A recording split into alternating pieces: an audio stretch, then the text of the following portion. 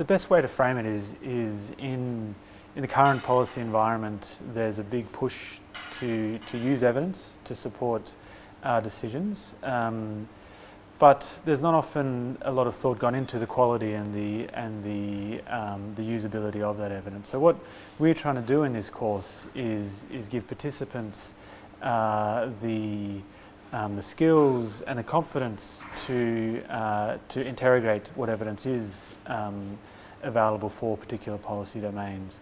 So we want participants to come away with a bit more of a critical focus on the evidence, and also the skills to put that evidence to use in their particular policy environment. Yeah, I guess the people who would benefit most would be those who are using evidence to design policy, to evaluate policy, but also those who are funding research. So we've had a few participants who fund research either through consultancies or through competitive grants, and we've found that they've benefited quite substantially to being able to kind of understand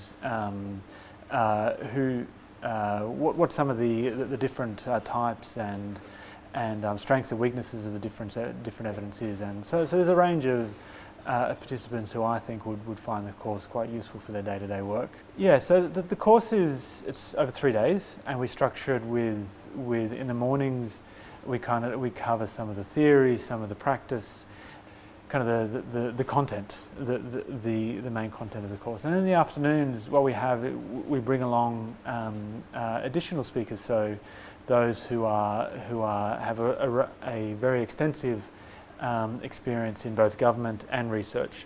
So, for example, Professor Peter Whiteford has a long history in social policy research, and he talks about his experience both in government and in research in using evidence to support a very key policy issue. I'll be covering a set of rather complex social policy issues. Particularly, I'm interested in talking about sources of data and interpretation of data and statistics on issues to do with social exclusion and child poverty. So child well-being is incredibly important, as we all know, for the next generation and for a stronger, more prosperous society. So in Australia, we do appear to have, while we've enjoyed a long period of economic growth, we still do appear to have a sort of a significant problem of entrenched disadvantage.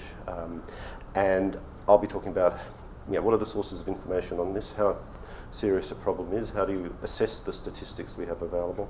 So I'll be looking at bringing together a wide range of information from the Australian Bureau of Statistics, from government agencies, and so to look at where the sources of information are and what are the strengths and weaknesses and how one might interpret that data.